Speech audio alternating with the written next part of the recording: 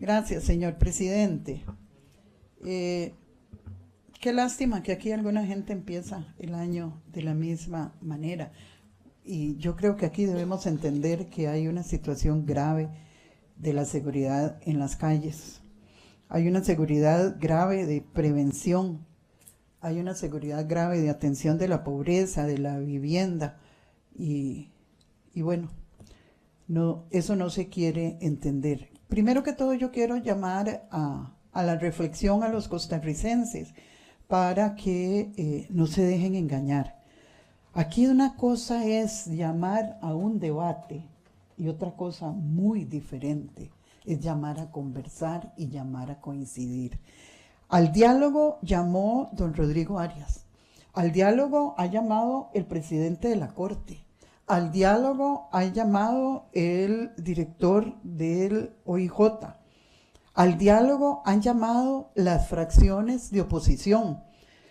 Quien llamó al debate fue el presidente de la República. Eso no es dialogar. Debatir es para las campañas políticas, debatir es para los precandidatos, coincidir y conversar es para quienes ejercen el poder y lo ejercen con responsabilidad y con compromiso con la patria que los ha elegido.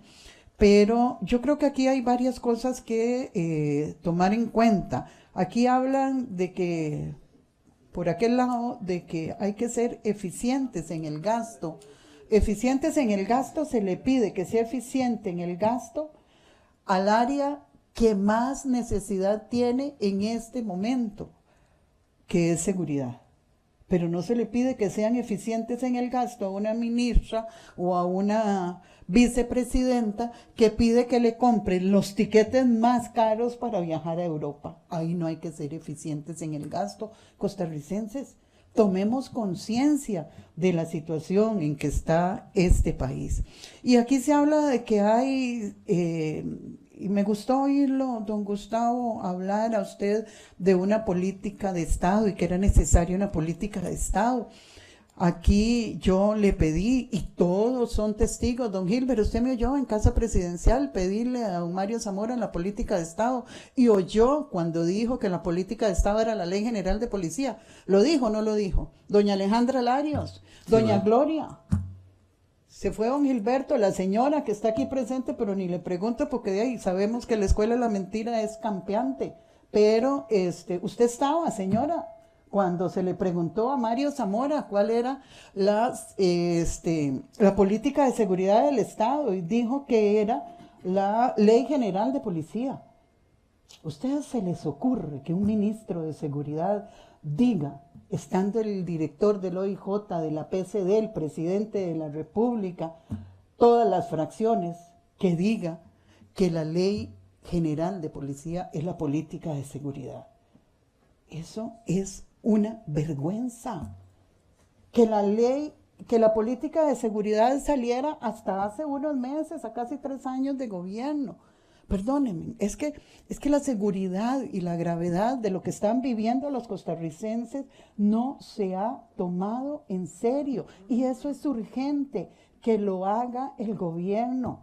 Pero cuando aquí vemos que hay una división entre policías, que se quiere fortalecer desde la primera magistratura, una división entre poderes, cuando no se le quieren dar recursos, cuando hay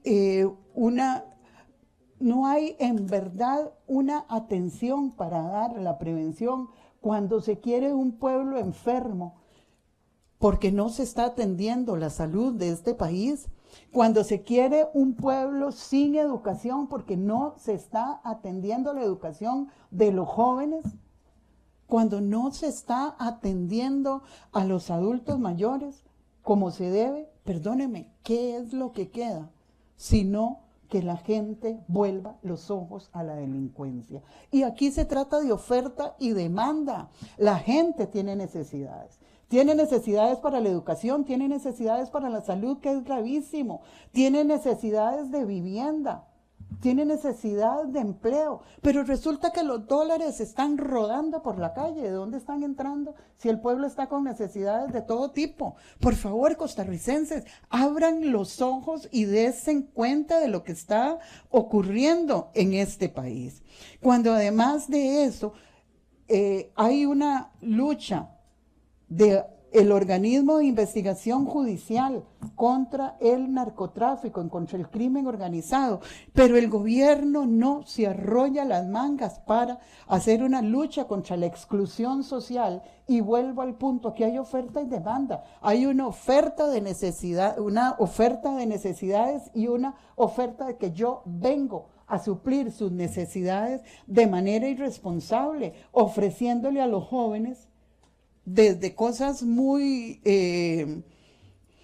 sin valor, como unas tenis, hasta cosas tan importantes como le puedo dar la plata para que su madre se opere o que su hijo tenga un tratamiento caro, porque ya en la caja no hay ni siquiera capacidad de citas.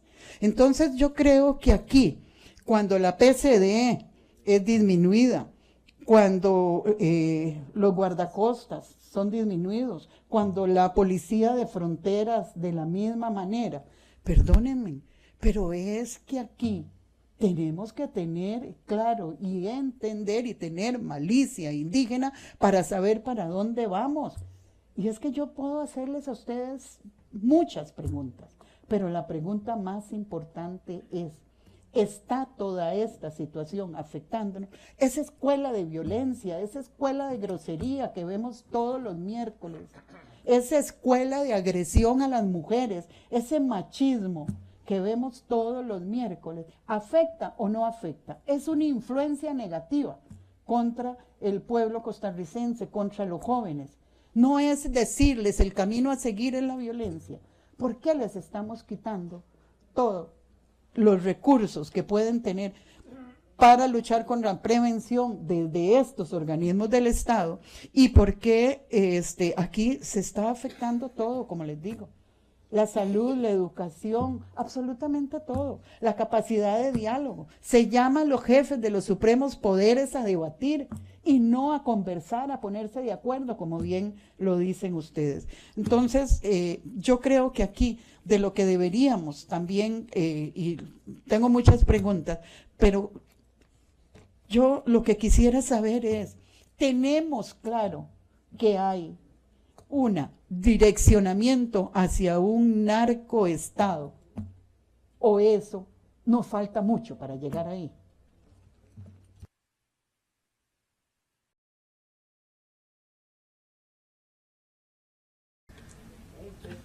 Mire, hay varios conceptos de narcoestado, no hay un concepto único. Algunos dicen que el narcoestado es aquel en el que el gobierno es parte del narcotráfico. Hay otros donde dicen que hay narcoestado en que el gobierno no es parte del narcotráfico, pero no puede controlarlo. Y hay otro que nos dice que el narcotráfico es el que decide sobre los ciudadanos, y ya hay sectores de este país donde el narcotráfico está decidiendo sobre los ciudadanos. Para entrar a una calle, para tener un negocio abierto, para realizar determinada actividad, cobran un peaje. Y eso es un narcoestado. Esto no quiere decir que el presidente esté metido en eso. Por lo menos no hay pruebas tangibles y sería una irresponsabilidad aseverarlo. Pero la afectación de los ciudadanos por el narcotráfico, que impone su poder por sobre las autoridades del país, ya es una realidad en muchos sectores, de muchas regiones, y eso es un narcoestado, en uno de sus conceptos.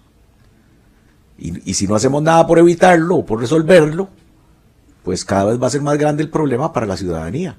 Llegará un momento en que los ciudadanos tendrán que prestarle más atención a lo que resuelvan los capos que lo que digan las autoridades constituidas.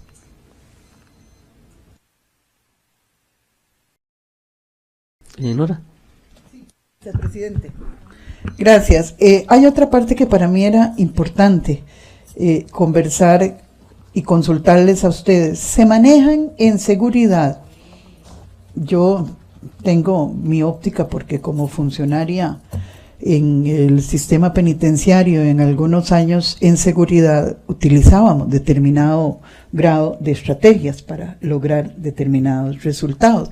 Y a mí me llamó muchísimo la atención ver al presidente y oír ahora a la señora hablar de que disminuir la función del OIJ y que de aquí en este país un delincuente pudo haber estado paseándose por los corredores de la Asamblea Legislativa, que no había posibilidades y que no se le había detenido.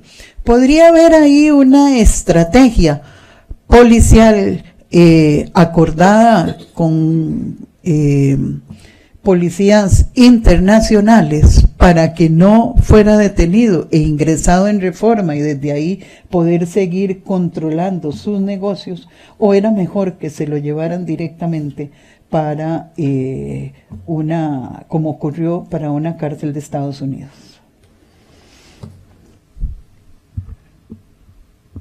Claro, lo que usted está diciendo es más bien hipotético, pero sí es posible. Yo no tengo información sobre ese caso específico, no podría indicarlo, pero sí es posible seguir a una persona y entregársela a las autoridades internacionales. No veo que haya ningún problema, pero don Gustavo nos va a ampliar. Perdón, don Gustavo, nomás vamos a ampliar por 5 minutos para poder atender las consultas y la intervención. Ok, así como lo dice don Rafael Ángel, concuerdo totalmente. Incluso hay casos, yo trabajé en varias entregas controladas aquí en Costa Rica, donde sabíamos de que no iba a quedar preso nadie acá, porque ya DEA tenía un caso más fuerte, más contundente, que abrir un caso en Costa Rica. Participé en varias entregas controladas y con muy buen éxito. El hecho de que no se haya tocado aquí en Costa Rica a este fulano no quiere decir de que no está en mira de la policía, claro, y así hay otros objetivos que yo no manejo las investigaciones, quiero hablar muy claro, pero sé que sí es posible y todavía se hace ese tipo de gestión.